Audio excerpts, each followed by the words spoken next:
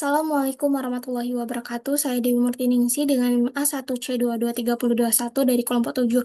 Saya di sini akan menjelaskan mengenai uji korelasi produk momen Purcell, di mana contohnya itu misalkan kita ingin mengetahui apakah terdapat hubungan antara motivasi dan minat belajar terhadap prestasi belajar. Data yang disajikan itu sebagai berikut ini.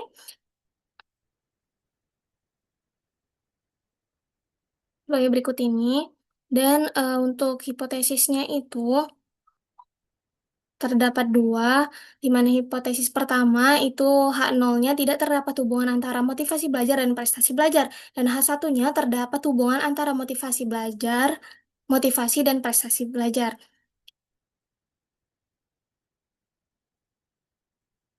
Terdapat dua hipotesis, di mana hipotesis satu H0-nya tidak terdapat hubungan antara motivasi dan prestasi belajar, dan H1 terdapat hubungan antara motivasi dan prestasi belajar.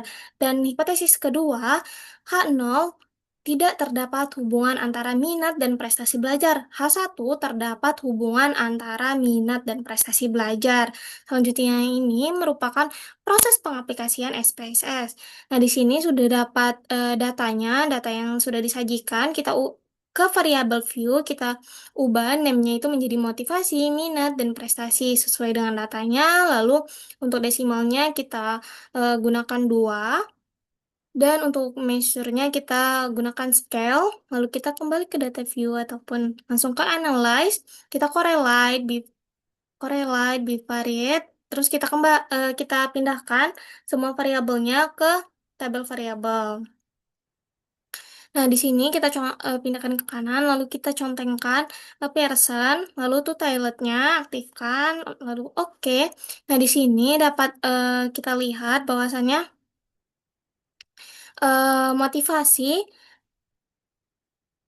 signifikan tuh toilet terhadap presen prestasi itu berada di 0,002, dan minat signifikan to toilet terhadap prestasinya itu berada di kecil dari 0,001, di mana dengan kriteria pengujian korelasi persen produk momen ini, jika nilai signifikan to toiletnya kecil dari 0,05, eh, kita maka kita dapat berkesimpulan ada hubungan antara secara signifikan, dan jika nilai signifikan to toiletnya besar dari 0,05, maka berkesimpulan tidak ada hubungan secara signifikan. Nah, berdasarkan data yang sudah kita dapat nih, bahwasannya motivasi signifikannya itu terhadap prestasi itu berada di 0,002. Itu merupakan kecil dari 0,05, dan minat itu signifikan totalnya terhadap prestasi juga berada di 0,001. Itu merupakan kecil juga dari 0,5. Hal ini berarti terdapat dan prestasi hubungan antara minat dan prestasi, dan terdapat hubungan juga eh, ter, ter- antara motivasi dan prestasi belajar, karena keduanya itu ke signifikannya kecil dari 0,5, di mana kita lihat hubungannya itu dengan tabel pedoman derajat. Kita lihat koefisien persen korelasinya terhadap motivasi ke prestasi itu berada di 0,796. Kita lihat dengan pedoman persennya itu 0,796 itu berada di skala 0,60 sampai dengan 0,799. Itu tingkat hubungannya itu sangat kuat. Tingkat hubungannya itu kuat. Dan sedangkan untuk minat dan prestasi belajar, persen korelasinya itu berada di 0,98. Kita lihat kembali pedoman persennya itu, di mana 0,908 berada di skala 0,80 sampai dengan 1. Itu dengan tingkat hubungannya itu sangat kuat. Baik, terima kasih. Jadi dapat kita simpulkan bahwasannya Bahwasanya terdapat hubungan antara motivasi dan prestasi belajar, dan terdapat pula hubungan antara minat dan prestasi belajar. Baik, terima kasih. Selanjutnya itu Pak, uji uji korelasi Spearman-Rowe.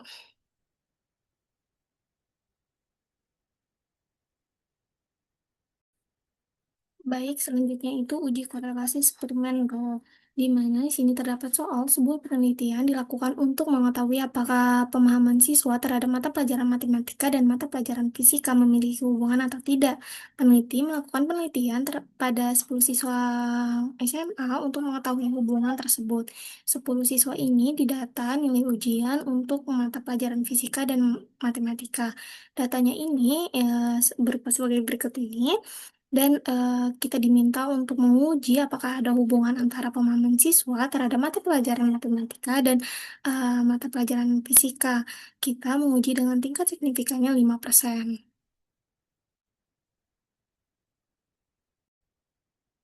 Dan selanjutnya, eh, hipotesisnya itu H0 tidak ada hubungan atau ada hubungan negatif antara pemahaman siswa terhadap mata pelajaran matematika dan mata pelajaran fisika di tingkat populasi.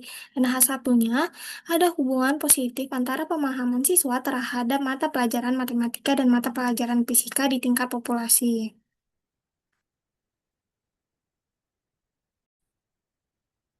Baik, untuk pengaplikasian SPSS-nya, kita masukkan data yang telah kita dapat tadi, lalu kita ke variabel view, kita ubah nama variabelnya itu sesuai dengan yang ada di data tadi, seperti di sini, nilai matematika dan nilai fisika. Lalu kita kembali ke data view, kita analyze, terus correlate, bivariate, lalu kita pindahkan nilai matematika dan nilai fisikanya itu ke variabel. Terus kita centang Spearman, person yang kita hilangkan centang, lalu to toilet, terus oke. Nah,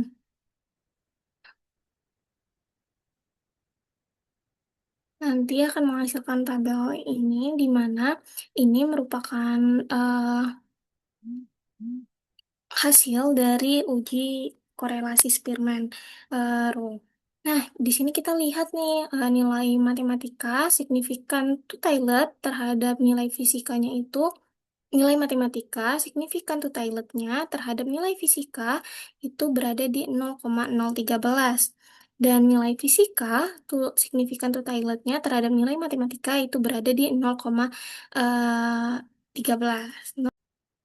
Nah, di sini kita lihat kriteria pengujian uji korelasi Spearman-nya itu nilai signifikan to toiletnya kecil dari 0,05 itu berkesimpulan ada hubungan yang secara signifikan, dan nilai signifikan to toiletnya besar dari 0,05 berkesimpulan tidak ada hubungan secara signifikan. Nah, dari hasil SPSS tadi, di mana nilai signifikannya itu berada di 0,013, hal itu berarti nilai signifikannya itu kecil dari 0,05. Berar Hal ini berarti dapat kita simpulkan ada ada hubungan secara signifikan. Nah, lalu kita lihat nih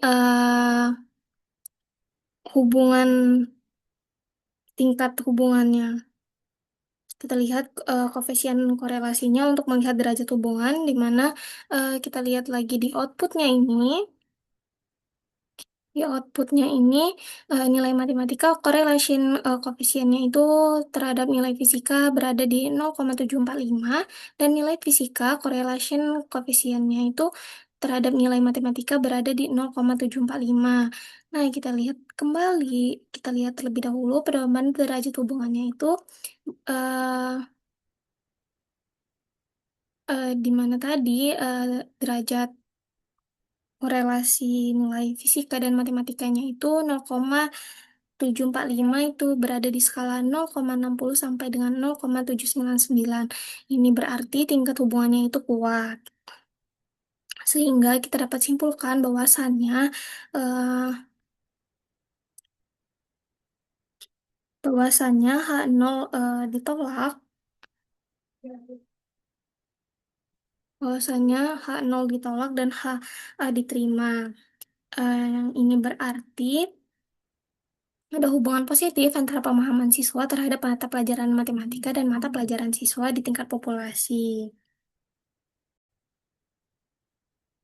Baik, untuk uji selanjutnya itu merupakan uji korelasi kontingensi, di mana di sini contohnya dilakukan penelitian untuk mengetahui hubungan antara profesi pekerjaan dengan jenis olahraga yang sering dilakukan. Profesi dikelompokkan dokter, pengacara, dosen, bisnis. Dengan disingkat menjadi DR, PC, DO, DS, dan BS yang kami gunakan.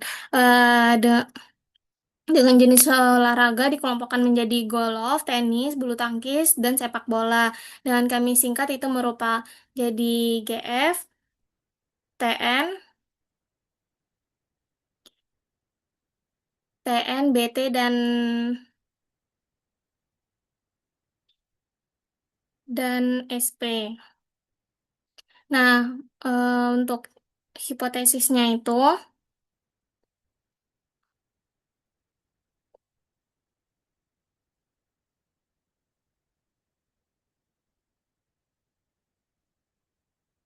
nah, untuk hipotesisnya itu H0 tidak ada hubungan yang positif dan signifikan antara jenis profesi dan jenis olahraga yang disenangi.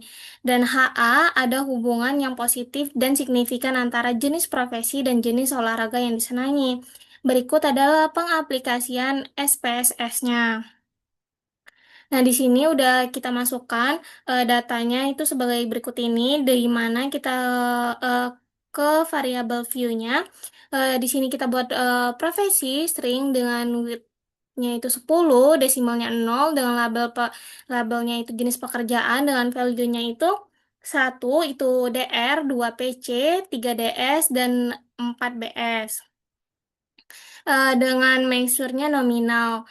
Nah, selanjutnya itu olahraga sering 10, eh, 0, dan jenis labelnya itu jenis olahraga dengan value-nya itu 1 GF, 2 TH,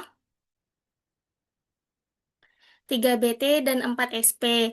Dengan nominalnya itu dengan measure-nya itu nominal, dan frekuensinya ya, dan selanjutnya itu frekuensi dengan tipe numerik 8, 2, dan labelnya itu jumlah responden.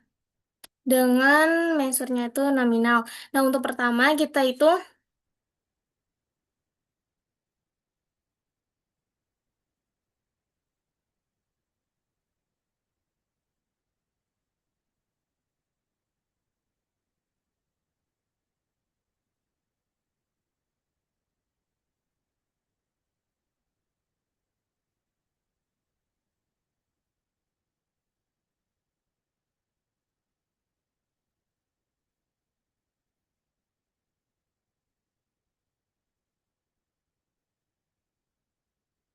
nah yang pertama tadi frekuensi ini bukan eh, datanya itu berupa berupa frekuensi, bukan raw data. Jadi kita ubah dan menggunakan data weak weak cases, dan kita jadi weak cases by frekuensi variabel, kita masukkan jumlah data responden lalu oke, dan nanti dia langsung dia dia